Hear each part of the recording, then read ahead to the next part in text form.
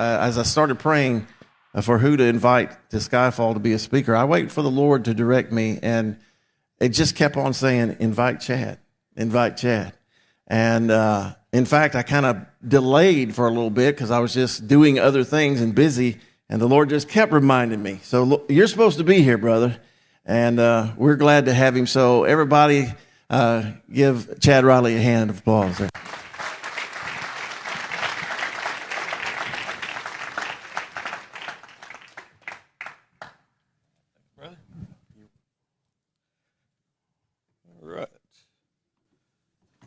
How's everybody doing today? Good deal. Ted wanted me to ask 3 questions, so if y'all just want to raise your hands, I'm going to go ahead and take care of this. Have any of you ever experienced sleep paralysis? Okay. Have any of you ever seen a UFO or an orb? And lastly, has anybody in here been abducted?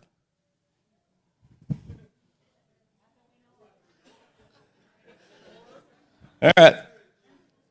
So we got that taken care of now. All right.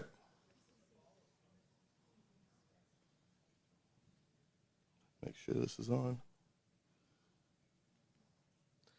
All right. Stranger Things, a Netflix series, is based on the Montauk Project that ran from 1971 to 1983 at Camp Hero Air Force Base in New York City. Or a facility in New York, I should say.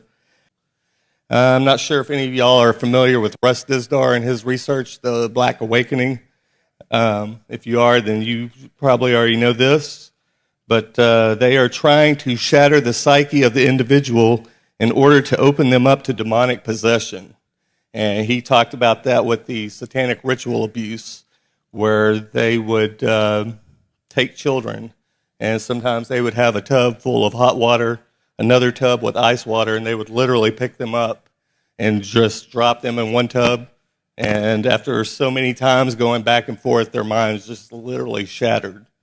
And the children at that facility, they were subjected to things I can't even talk about in this setting.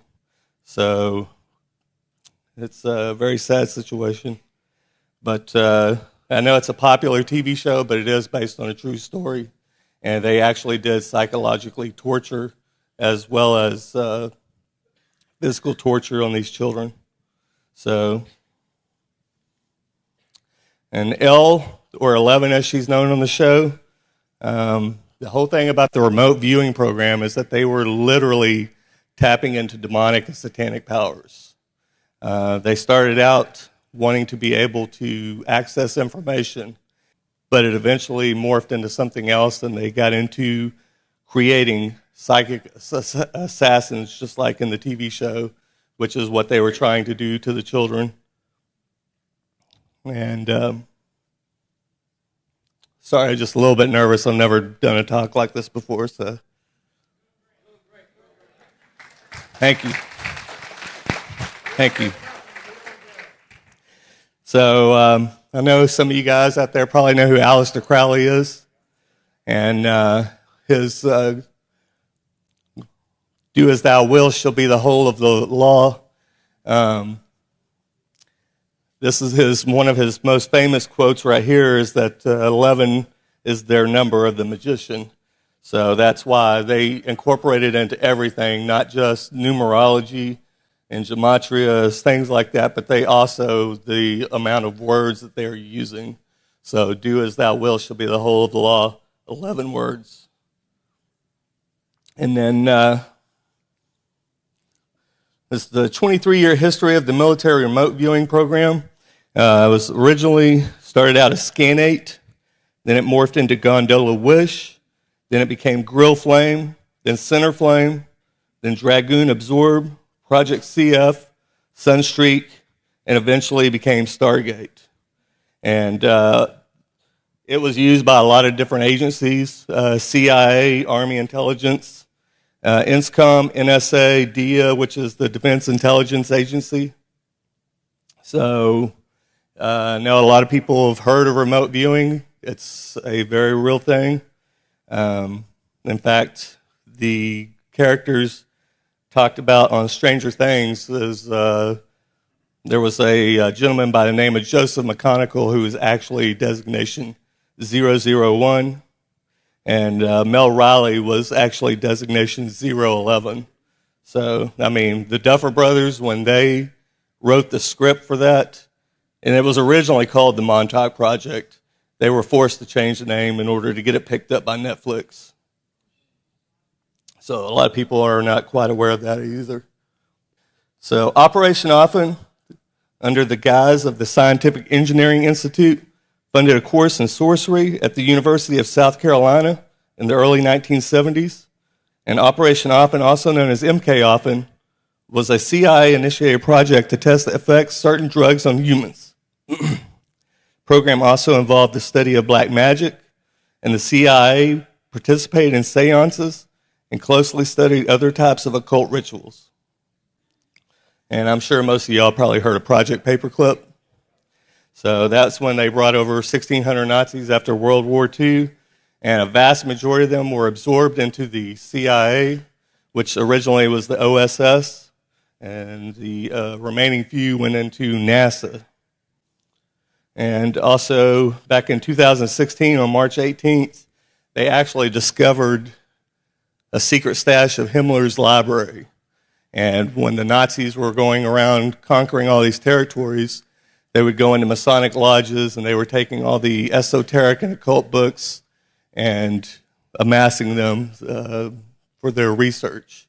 In fact, whenever the Ahnenerbe were traveling around the world looking into a lot of the Blavatsky teachings, and they were looking for the Vedas so that they could look for an entrance into the hollow earth. So these people were tapping into demonic and supernatural things, and they knew it. And here we got Helena Blavatsky and her Secret Doctrine, Volume 2, Stanzas of the Dizzion and Stanza 11. They built great images 9 yardis high, the size of their bodies.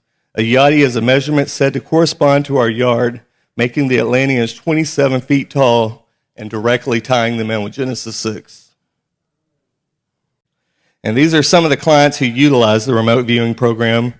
As you can see, we got the CIA, NSA, DEA, the Joint Chief of Staff, Secret Service, U.S. Coast Guard, and even Homeland Security. And the total cost of the program was $20 million, which was minuscule. In the Persian Gulf War, remote viewers saved the government $240 million alone by finding lost Scud missiles. So the Stargate project was obviously a success, not just scientifically and financially, but even operationally. And Hal Puthoff, who is one of the gentlemen that was originally part of the SRI program at Stanford Research Institute, this is one of his quotes from 1996. He wrote, "One group declined to get involved because the whole concept was deemed unscientific nonsense, while a second group declined because even though it might be real, it was possibly demonic. And a third group had to be found." And here I've got a video of Combe Kelleher. It is not only Skinwalker Ranch. It is not sort of only happening on Skinwalker Ranch, but a lot of UFO activity does seem to give rise to the Skinwalker or the hitchhiker effect. For people who have never been on Skinwalker Ranch and just interact with the UFO phenomenon, they themselves, in some cases, I'm not saying in all cases, but in some cases, and mostly where we have the luxury of being able to study these people over many months or many years, a lot of these people, report elements of the hitchhiker effect. You know, it's kind of ironic, but going all the way back to 1947, Kenneth Arnold, when he saw those 9 objects in the sky over the Cascade Mountains in June of 1947. It's interesting, long after he died, his daughter went on a radio show. She was talking about writing a book about his life, but she started talking about seeing orbs in the Arnold home. experienced various poltergeist effects. Even Kenneth Arnold himself in his book talks about some really weird happenings that were happening after the June 24th, 1947. So as you can see here, the hitchhiker phenomenon that any of you who have done research into Skinwalker Ranch are fully aware of, that it is not just tied to Skinwalker Ranch. It is also seen by people who have encounters with UFOs and aliens as well. And not just that, but the very first people that my research has led me to look at, the first ones to encounter the hitchhiker phenomenon was actually the remote viewers in the remote viewing program. So I'm seeing a pattern here that this is all interconnected and that this is all totally demonic. So some of the first people to encounter the hitchhiker effect were the early pioneers of the remote viewing. This is a very interesting nugget of information I stumbled upon. In fact, one of the earliest encounters of the hitchhiker phenomenon was Kenneth Arnold, who encountered the 9 craft flying past Mount Rainier, Washington in 1947. Here we see, and my research has led me to look into this area over here, not just for Skinwalker Ranch, but there are 4 other ranches as well that are all paranormal. So you got Blind Frog Ranch, you have Moonshadow Ranch, Skinwalker Ranch, Bradshaw Ranch, and Stardust Ranch. And they all seem to fall on a straight line. Well, I don't know if that's a ley line or exactly what the deal is, but I just found that rather interesting that you got 5 big paranormal hotspots all falling on a straight line.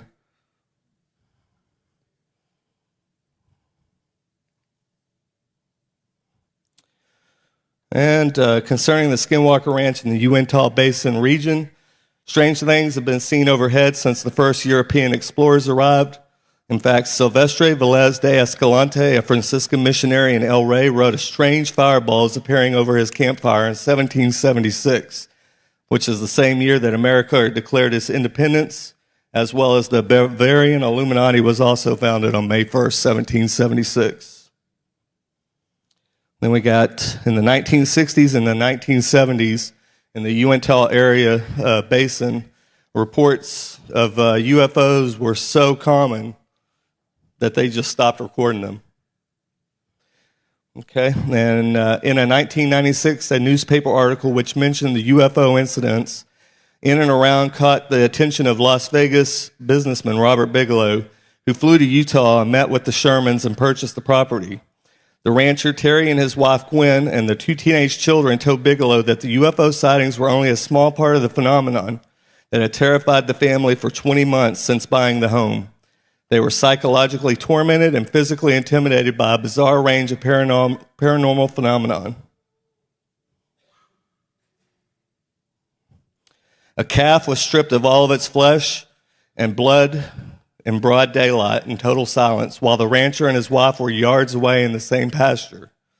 They also had 4 of their prized large bulls were somehow moved out of a corral and into a cramped tool shed, with the only door leading into the shed had not even been opened. And here's a interview between George Knapp and Robert Bigelow. He said that I was very disturbed toward the end because of something that happened. Some of the government people, Bigelow said in an interview with Knapp in 2021, everybody took things home with them. I took things home to my house. Things happened to my wife and to me. Everybody took things home. We all did, but we didn't know it was going to be kind of permanent. We didn't know that this was going to stay with us for years or possibly for the rest of our life. Who knows? And it's not that it happened on the ranch. It was when they left the ranch. I do say hitchhikers, and these are government people, and it affected them in a very dramatic way. Very dramatic way.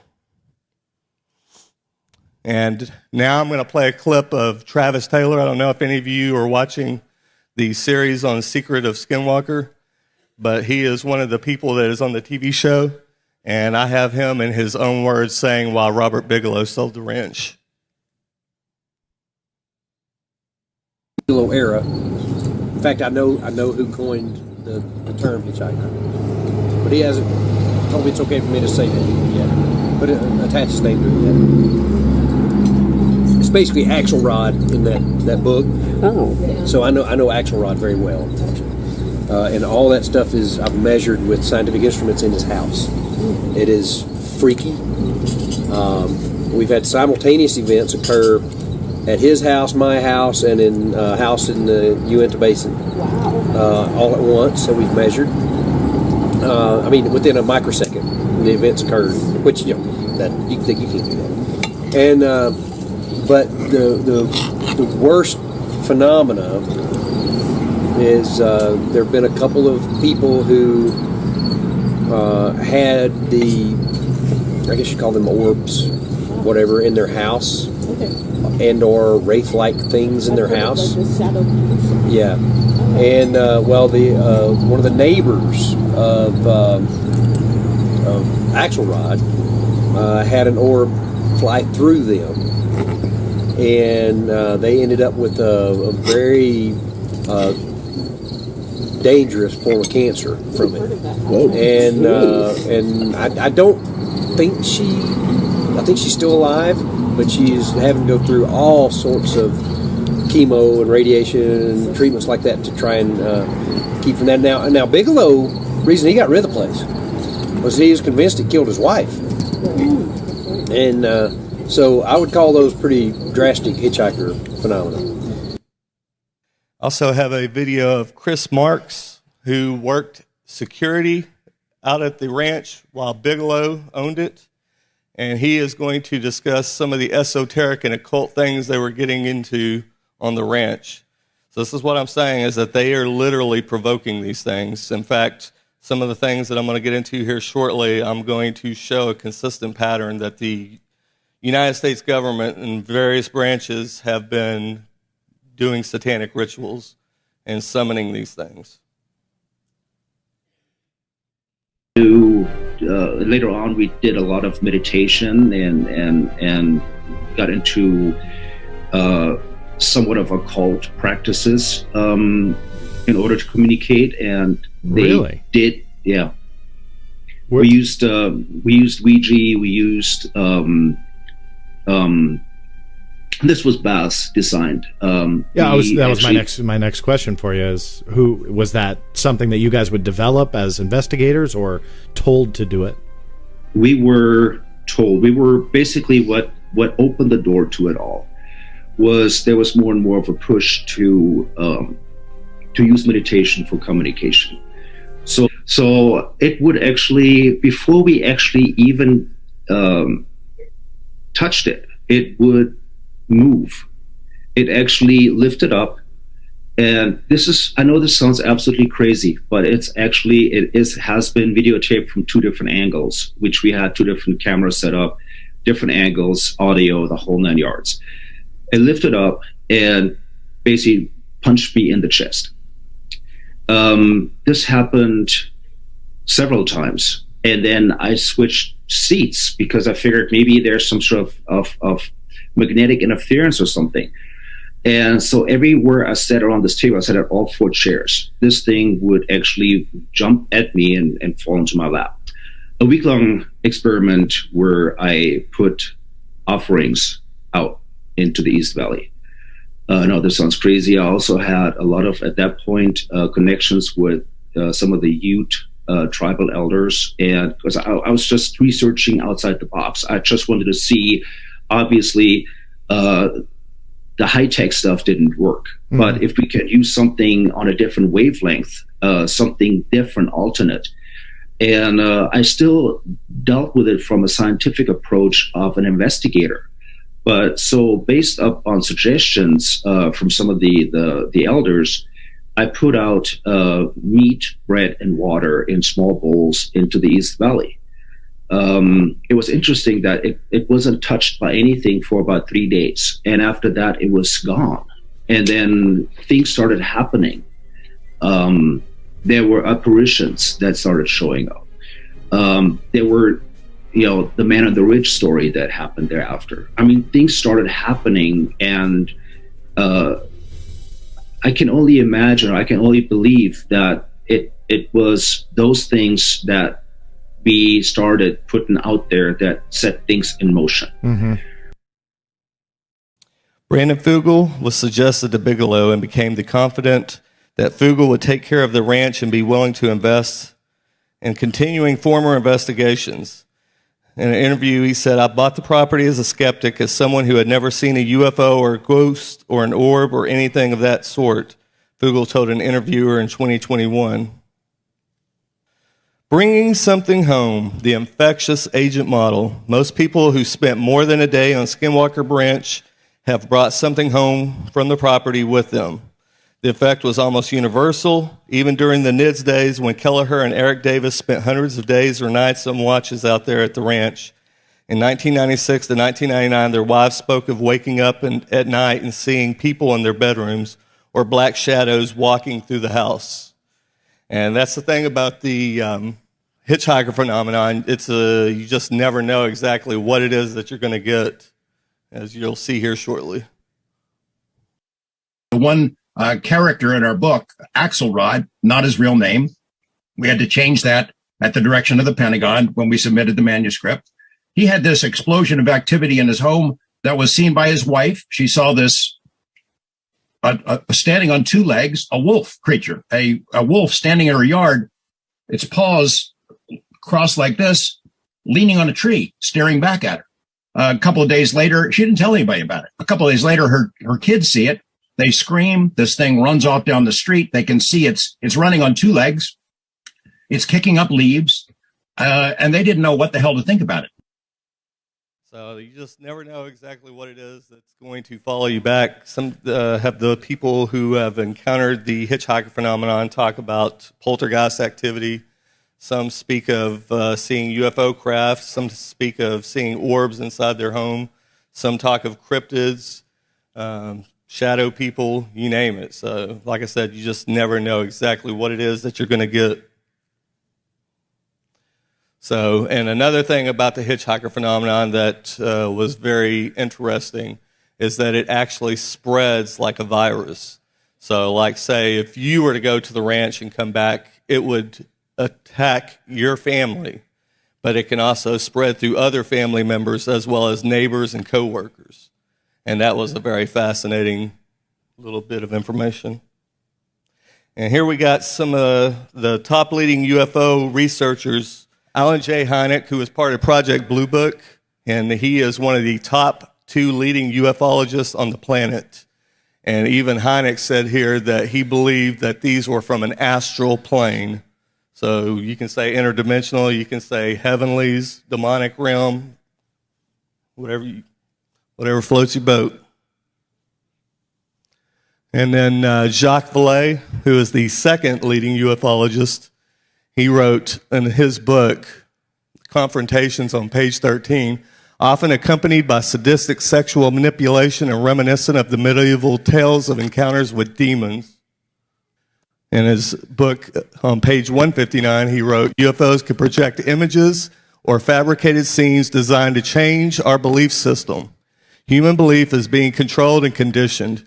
We may be headed toward a massive change of human attitudes towards paranormal abilities and extraterrestrial life. He also wrote that there is a spiritual component. The UFO phenomenon is controlled by a non-human sort of consciousness. And then John Keel, in his book, Operation Trojan Horse, on page 183, wrote, the endless messages from space people would now fill a library. And while the communications claim to represent some other world, the contents of those messages are identical to the messages long received by mediums and mystics. I do believe that the great bulk of these phenomena are what is called satanic. This is Gordon Creighton in an article entitled Defense Chief Warns of Satanic UFOs. The Times of London religion correspondent Ruth Gledhill explains how Lord Hill Norton, a former admiral of the fleet, has helped to found a group of UFO concern, the purpose of which is to warn others of the satanic nature of some UFOs. Flying Saucer Review, Creighton more bluntly informed his readership that demons are here already in immense strength. And then John Keel, in his book Operation Trojan Horse, on page 192, the devil and his demons can, according to the literature, manifest themselves in almost any form, can physically imitate anything from angels to horrifying monsters with glowing eyes. Strange objects and entities materialize and dematerialize in these stories, just as the UFOs and their splendid occupants appear and disappear, walk through walls, and perform other supernatural feats. This is Herman Oberth, who's one of the Nazis that came over under Project Paperclip. Him and Werner von Braun both worked in rocket technology. In fact, Werner von Braun, who was actually his under him, and he wrote, "Today we cannot produce machines that fly the same as UFOs do. They are flying by means of artificial fields of gravity. This would explain the sudden change of directions. This hypothesis would also explain the piling up of these disks into a cylindrical or cigar-shaped mothership upon leaving the Earth."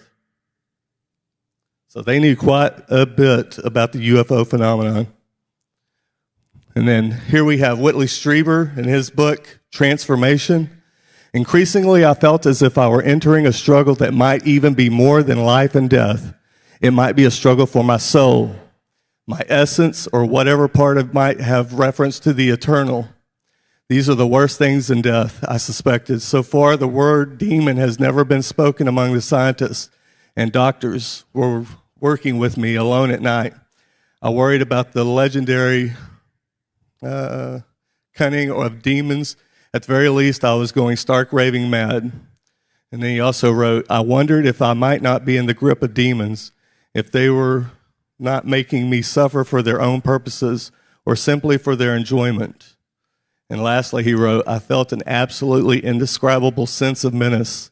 It was hell on earth to be there in the presence of these entities, and yet I couldn't move. I couldn't cry out, couldn't get away.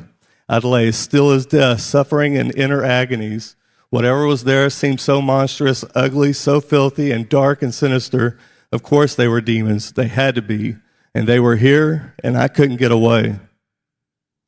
And interesting side note, there's a researcher by the name of Joseph Jordan for CE4 Research.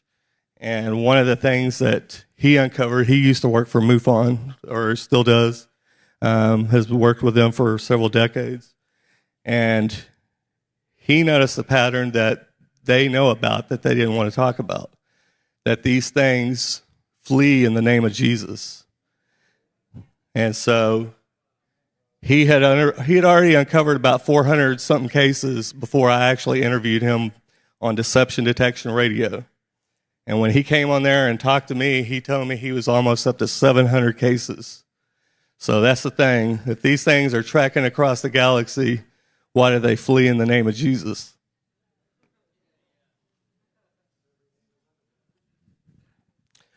The occultist is brought into intelligent communication with the spirits of the air and can receive any knowledge which they possess or any false impression that they choose to impart. The demons seem permitted to do various wonders at request. This is from G.H. Pember in Earth's Earliest Ages and their connection with the modern spiritualism and theosophy. Studies of flying saucer cults repeatedly show that they are part of a larger occult social world. That's Stupel and McNeese. UFO behavior is more akin to magic than to physics as we know it. The modern UFO nuts and the demons of past days are probably identical. That's Dr. Pierre Guérin. How credible is it to think literally thousands of extraterrestrials would fly millions or billions of light years simply to teach New Age philosophy, deny Christianity, and support the occult? That's John Ankerberg and John Weldon. A large part of the available UFO literature is closely linked with the mysticism and the metaphysical. It deals with subjects like mental telepathy, automatic writing, and invisible entities, as well as phenomena like poltergeist, ghost manifestations, and possession. Many of the UFO reports now being published in the popular press recount alleged incidents that are strikingly similar to demonic possession and psychic phenomenon. And that's Lynn E. Cateau, who was part of the Air Force.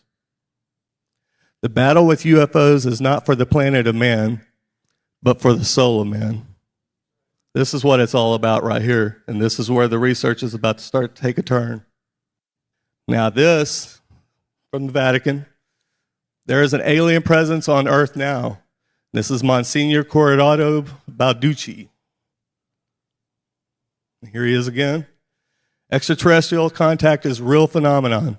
The Vatican is receiving much information about the extraterrestrials and their contacts with humans from its nuncios embassies in various countries such as Mexico, Chile, and Venezuela.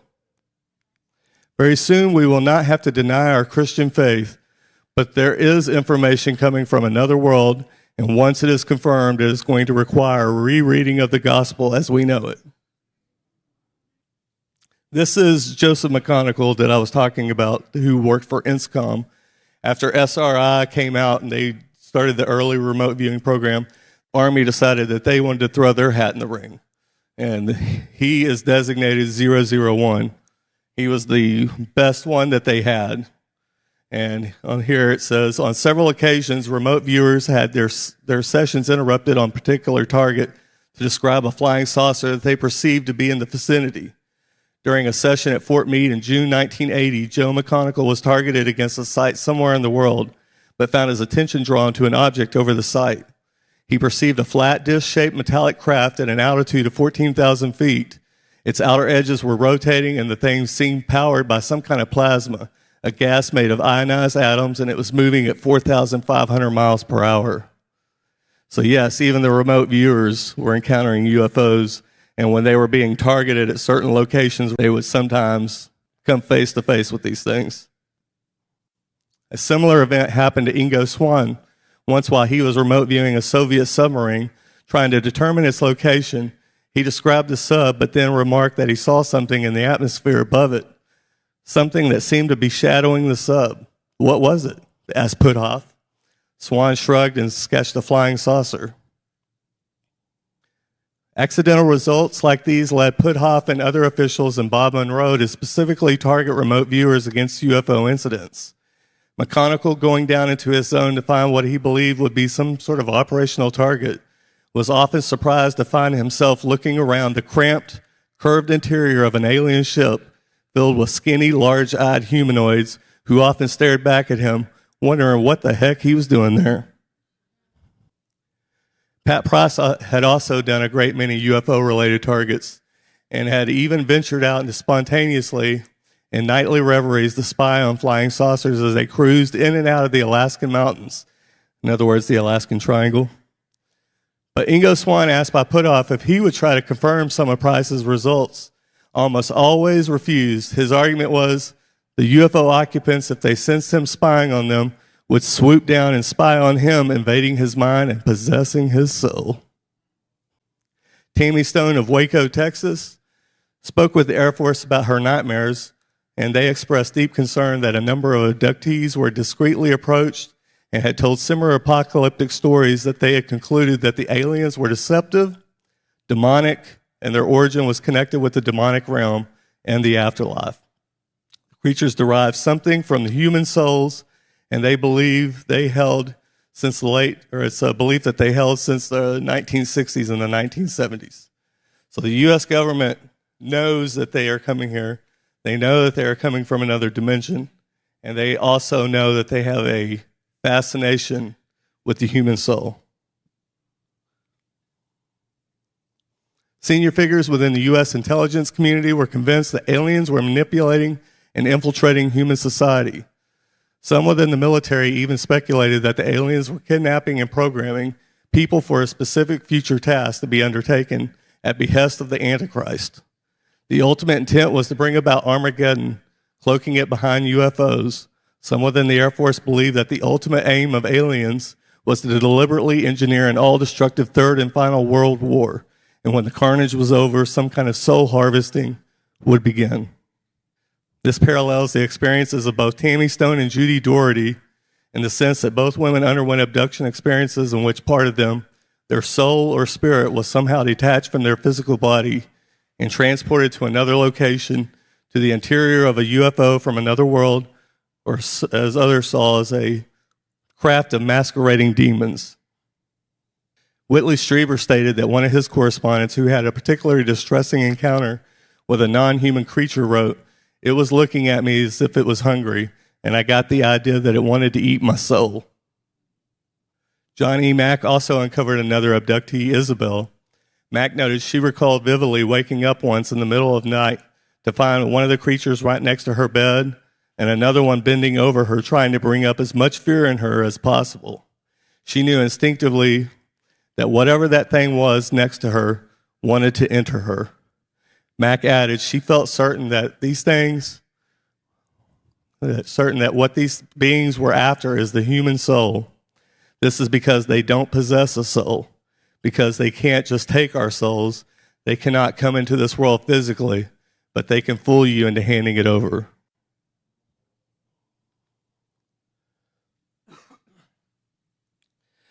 Barbara Bartalik, through her research work with over 200 cases, had learned enough to formulate her own interpretation of such experiences. She believed that at least a certain group of these beings in some way feed off of our emotions, especially the strong ones that come from fear, pain, depression, and compulsive actions. Aliens or emotional vampires was a very strange thought. According to the U.S. government's own investigations, Aleister Crowley, Jack Parsons, and L. Ron Hubbard were responsible for the UFO explosion. A gateway for the great old ones has already been established and opened by members of the OTO who are in rapport with this entity, Lamb, an extraterrestrial being whom Crowley supposedly contacted while in America in 1919. This is Kenneth Grant of the OTO. He took over after Aleister Crowley died. Aleister Crowley, born in 1875 in Leamington, England, was raised in a Christian household. His father, Edward, a preacher of the Plymouth Brethren. 1881, the Crowley family moved to Red Hill, Surrey, and young Crowley attended evangelist school. He wanted to become a chemist, but became interested in religious studies and developed a passion for alchemy and magic. In 1898, that interest led to the Hermetic Order of the Golden Dawn, a magical order in Great Britain that practiced sorcery and spiritual development. He moved in with Alan Bennett, a member of the Golden Dawn. Under his guidance, began to experiment with ritual magic. Crowley inherited his father's fortune and quickly became a 33rd degree Mason. The Amalantra working in 1918 involved hashish and mescaline and achieved an altered state of consciousness where Crowley made contact with an interdimensional being known as Lamb, who looked like a gray alien. He didn't view Lamb as an alien or a demon. He called him an Enochian entity from the Enochian call, a Kabbalistic language devised by 17th century and Queen Elizabeth magician Dr. John Dee. He and his scribe, Edward Kelly, had their very own strange experience with what they termed little men who moved in a little fiery cloud. Crowley set things in motion for what was to follow. The culprit, someone who dared what Crowley feared to do. On June 17, 1952, South Orange Grove Avenue in Pasadena, California, a house with a laboratory packed with chemicals and scientific tools exploded.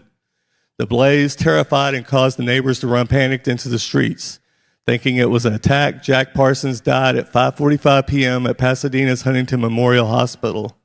He was working to summon entities from the demonic realm. Rumor is he made a deal with Lucifer to further his power and influence and to gain a place in his ranks. He proclaimed himself to be the Antichrist. Kenneth Grant made some astounding inferences about Parsons' Babylon working. He writes that the working began in 1945, a few months before Crowley's death in 1947, and just prior to the wave of the unexplained aerial phenomena now recalled as the Great Flying Saucer Flap. Parsons opened a door and something flew in. This is his own words. Marvel Whiteside Parsons for his achievements. A large crater on the far side of the moon is named after him. And every year on Halloween, NASA's Jet Propulsion Laboratory holds a memorial with mannequins of Parsons and the Suicide Squad, known as Nativity Day. Within the aerospace community, it's still a joke that JPL stands for Jack Parsons Laboratory or Jack Parsons Lives. Disciples of Crowley and someone who rivaled even Crowley himself, who engaged in bestiality with the family dog, inappropriate relations with his own mother. Before each rocket test, Parsons would undertake a ritual to try to invoke the Greek god Pan. In 1942, Crowley chose Parsons to lead the Agape Lodge in the Thelemic Ordo Templi Orientis in California. After Crowley expelled Wilford Smith, he practiced Crowley's thelemic rituals. The goal was the creation of a new hybrid being. If successful, would be the destruction of Christianity. So what the Babylon working ritual actually entailed is they were trying to create a moonchild and bring about the Antichrist. Much of JPL's initial rocket research took place at the Devil's Gate Dam in Los Angeles. JPL was established at this location in 1930 by the California Institute of Technology. The group became known as the Suicide Squad. The dam, constructed a decade earlier, looked as if it was a title from Devil's Gate Gorge, rocky outcropping that resembled a demonic face. As Parsons was working at the Devil's Gate, another person in the early U.S. rocket research, Robert Goddard, was making advancements in the same field. Goddard had a long-standing relationship to New Mexico's town of Roswell and knew quite a bit about Parsons, a site unbeknownst to him that had previously been used by the rocketry pioneer Robert Goddard. Students of Parsons' work believe that the portal Crowley opened in 1918 summoning Lamb was further expanded by Parsons and Hubbard in the 40s, particularly with the Babylon working. Parsons' actions reached their tipping point, and pilot Kenneth Arnold had a historic UFO encounter at Mount Rainier, Washington, followed a little more than a week later by the most infamous crash outside of Roswell, New Mexico. Days after this encounter, Arnold said that he had been contacted by a Texas preacher who warned him that flying saucers were harbingers of doomsday, and he was readying his congregation for the end of the world. Interesting side note, conspiracy researcher John Judge stated in an interview on KPFK Radio, Los Angeles, August 12, 1989, Kenneth Arnold and Jack Parsons were flying buddies. So a little more than a week after Kenneth Arnold's experience, something crashed in the desert of Lincoln County, New Mexico, not far from Roswell. Jesse Marcel, an intelligence officer for the 509th Bomber Group at Roswell Airfield in 1947, who saw, handled, and collected some of the remains of the object at the crash site itself, the Foster Ranch stated, "I saw a lot of wreckage, but no complete machine. It had disintegrated before it hit the ground. The wreckage was scattered over an area about 3/4 of a mile long and several hundred feet wide. I was pretty well acquainted with most everything that was in the air at the time, both ours and foreign. I was also acquainted with virtually every type of weather observation or radar tracking device being used by either the civilians or military. What it was, we didn't know. We just picked up the fragments. It could not be bent or broken or even dented by a 16-pound sledgehammer." Author and researcher Adam Gorightly, who carefully studied the lives and work of Crowley and Parsons, stated, "After the Babylon working, UFO sightings began to be reported simultaneously, like the Devil's Floodgate had been opened, and in flew demonic powers from beyond like an H.P. Lovecraft nightmare unleashed upon the human race. Crowley said this about the Enochian entities: 'Be careful, they bite.'" Major Sam Bruno of the U.S. Air Force advised that the FBI that they have files on Parsons, including some related to his relationship with Crowley. One which dated May 17th of 1948 stated, "A religious cult believed to advocate sexual perversion was organized at the subject's home, which had been reported subversive. At one point, the police heard neighbors' reports of a ritual in which a nude pregnant woman jumped 9 times through a fire in the yard and came to investigate, but Parsons put them off by emphasizing his scientific credentials." The same document referred U.S. Air Force FBI knowledge of the church at Thelema, explaining this cult broadly hinted at free love, that there had been several complaints of strange going on at the home, and that an unnamed source had described the church as a gathering place of perverts. Military records also noted that in 1943, Parsons was interviewed by the FBI and stated that the Church of Thelema was a lodge and a fraternity, as well as a church, and that they studied philosophy as well as religion and attempted to inform themselves concerning all types and kinds of religion. Major Sam Bruno had a meeting with Parsons after Kenneth Arnold's sighting, and their talk of Parsons being linked into this to Arnold and undertaking some special digging, he uncovered that Parsons, Arnold, had personal contact, having mutual acquaintances. This was enough for someone in Bruno's office to see that Parsons seen as a sorcerer, knew the man who encountered flying saucers in 1947 and started it. The Air Force also had reports of Parsons knowing Robert Goddard out at Roswell. We knew something happened at Roswell with the crash in 47. People in the OSI said it had to mean something that Jack was linked with Kenneth Arnold and Robert Goddard. Parsons declared that UFOs would play a part in converting the world into Crowleyanity. Parsons' interest in flying saucers made it more terrifying. The AFOSI planned a meeting with Parsons and asked him if the things that he, Crowley, and Hubbard were attempting to bring in entities like Crowley's Lamb. Parsons admitted there probably was a connection. The UFO wave of 1947 was linked to his door-opening rituals, and that it was no coincidence that he knew Arnold or Goddard of Roswell. Material on Parsons was secured by the staff. It was noted with concern that Charles Taze Russell, a prominent Christian restorationist minister from Pittsburgh, Pennsylvania, and the founder of what is now known as the Bible Student Movement, from which the Jehovah's Witnesses emerged, had once made a prediction that the countdown to the end of the world would begin on October 2nd, 1914. John Carter, a biographer of the Jack Parsons, noted, "It is ironic John Parsons, who would later attempt to incarnate the Babylon, would also sign an oath stating that he was the Antichrist, was born the very same day of Russell's end times event for the U.S. military. Was born the very same day of Russell's end times event for the U.S. military. This was deeply disturbing." So as you can see, Jack Parsons was in fact born on that date. Many of Crowley and Parsons' experiences occurred while in altered states of mind. An unsettling conclusion was that successfully accessing the world of UFO and intelligences and understanding their true point of origin and intent was more likely to be achieved by opening the mind to new experiences and realms than by monitoring the skies with radar and fighter jets. They reasoned that invading their space remotely, even in astral form, might provide results. This originated in the early 1950s with the UFO contactees George Van Tassel, George Adamski, and George Hunt Williamson, who the military believed were being visited by occult entities instead of ETs.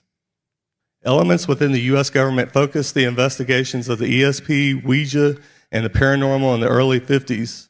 Dr. Nelson Pacheco, who served in the U.S. Air Force for 21 years and retired in 1987 as a lieutenant colonel, and U.S. Air Force radio intercept analyst Tommy Bland, in their book Unmasking the Enemy, stated, the CIA began infiltrating seances and the occult gathering during the 50s.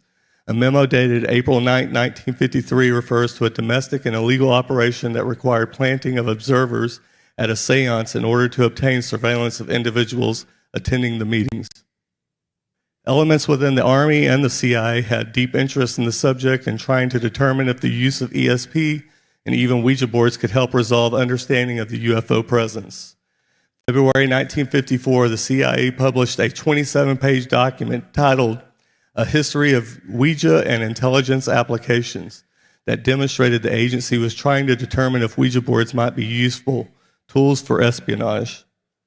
Colonel Edward Strieber of the U.S. Air Force, an uncle of Whitley Strieber, told the author of Communion that in the late 1940s, the Air Force had undertaken a secret study that concluded the ability of the otherworldly entities to interact with us in this world depended on whether we believed in them or accepted them. The survival of these artificially intelligent beings is what they want. The grays in any physical existence they can reassemble from the DNA codes they bear on behalf of their makers, cannot enter the state after death. They cannot be born, and they do not have a soul. They are attempting to use us as a portal through soul implanting their systems into us by genetic experimentation and implementation to tap into everlasting life through us. Many experts in alien abductions have weighed in on aliens and soul manipulation. Willie Strieber concludes that they have the power to control the soul. Dr. Johnny Mack wrote in Abduction and Passports to the Cosmos, Greg, a patient of Mack's, spoke of an invasion. Not with the Greys. Greg encountered a tall reptilian. He believed that they were attempting to separate his consciousness from his body. This is a video of Bob Lazar talking about the human soul as containers, is what the aliens refer to us. These beings conveyed information about the capability of affecting the human brain to anesthetize the human body. These beings said that man was the product of externally corrected evolution. They said that man, as a species, had been genetically altered 65 times. They referred to humans as containers, yet I don't know what we're containers of. At least one of them was part of an archaeological dig. So it's old. At least one of them is old. I don't know if it was the one I worked on, but I remember something to do with an archaeological dig. Whoa. So that means it's not just old, it's ancient. That's a freak out right there. Just a couple of dudes with some brushes looking for a Tyrannosaurus Rex bone. They hit metal. That was Bob Lazar talking about one of the 9 craft out at Area 51 at S4. He said that according to the paperwork that he read on that actual craft, that it was found at an archaeological dig and it didn't know exactly where or how long ago. The big secret is that aliens are fascinated with human souls. They supposedly use the human spirit in ways that the U.S. government doesn't completely comprehend, or that they do, and they don't want to tell the rest of us. So, Nigel Kerner believed that the alien activity is motivated by the need to feed on human souls. His 2 books, Songs of the Greys and The Grey Aliens and the Harvesting of Souls, gives a compelling case that aliens use the human soul in many ways. Nigel concludes the following. The Greys are sophisticated, self-aware machines created by a long-vanished extraterrestrial civilization, I would say elder race or fallen angels, in an attempt to create vessels for their offspring, the Nephilim, in other words, a body for them to inhabit. Explains how their request to capture human souls appears in the historical records from biblical times. Explains how the phenomena of racism is a byproduct of their genetic tampering, like Blavatsky's root race theory and the secret doctrine that Hitler and Himmler latched onto, being the descendants of the Aryans. Kerner suggests that the Greys are seeking to master death by obtaining something the humans possess that they don't: souls. Through the manipulation of human DNA, these aliens hope to create their own souls. In other words, they are trying to bypass God's judgment. That is their attempt. Because these entities were never sanctioned by God, and they were created by fallen angels with human women. The reason that he never sanctioned them is the very reason why they are trying to attach themselves somehow to our human souls. And this is a document that you can find on the FBI website, referred to as document 6751, and you can easily look this up online. And if you have never seen this document, I highly suggest that you all go online and look at it and read it for yourselves. This is a little brief synopsis of what it says in the document. We've been visited by beings from another dimension. FBI document 6751, a declassified document by the FBI dated July 8, 1947, reads, a memorandum of importance. This memo is respectfully addressed to certain scientists of distinction, to important aeronautical military authorities, to a number of public officials, and to a few publications. A very serious situation may develop at any time with regard to the flying saucers.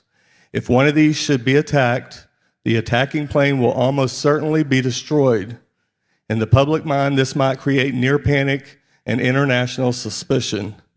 The principal data concerning these craft now at hand must be offered, no matter how fantastic and unintelligible it may seem to minds not previously instructed in thinking of this type. Down here in the middle section, they have little bullet points. 1, part of the disk carry crews. Others are under remote control. So even back then in 1947, Some of these craft were drones. Their mission is peaceful. The visitors contemplate settling on this plane. 3, the visitors are human-like, but much larger in size. Like a Nephilim, talks like a Nephilim, might be a Nephilim. Could be. They are not excarnate earth people, but come from their own world. They do not come from any planet as we use the word, but from an etheric planet. It's funny because that's what J. Allen Hynek was saying. They come from the astral plane, but come from their own world. And then 6, the bodies of these visitors and the craft also automatically materialize on entering the vibratory rate of our dense matter. 7, the discs possess a type of radiant energy or a ray which is easily disintegrate any attacking ship. They re-enter the etheric at will and so simply disappear from our vision without trace. 8, the region from which they come is not the astral plane, but corresponds to the lokas, talas. Students of esoteric matters will understand these terms. That's very interesting to have on a U.S. government document. Have that on there. They probably cannot be reached by radio, but probably can be by radar if a signal system can be devised for that apparatus. Let the newcomers be treated with every kindness. Lokas or talas is a concept in Hindu mythology that refers to alternate worlds or realities, and in the simplest context, multiple dimensions. These words are explained in the Vedas and later expanded in Theosophy. This is a video from 1906 to 2014, all the UFOs, and you're going to see a pattern here.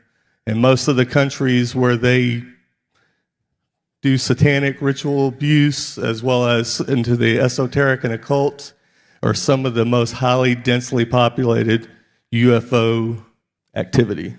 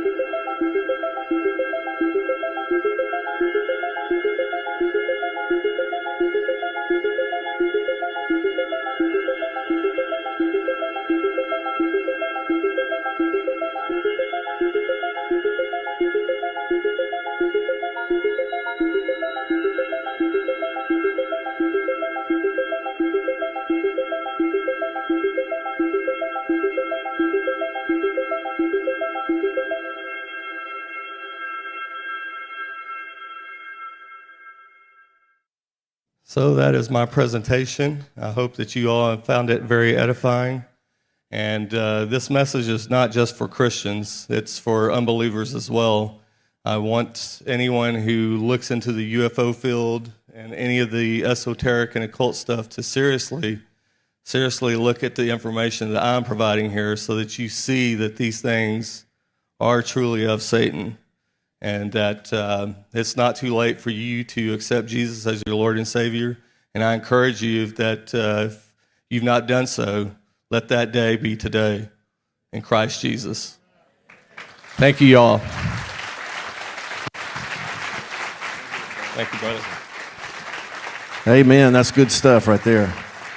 Because part of this end time deception is going to be these fallen angels and their offspring pretending to be from other galaxies far, far away, which we know is nonsense, but most of the world has embraced this lie. And isn't it interesting that, that illustration there of how the United States was lit up more than any other place in the world lets you know how deep and dark that our country has become in the area of dabbling in the occult and Satan and demons, and our government has led the way. You know, they've led the way.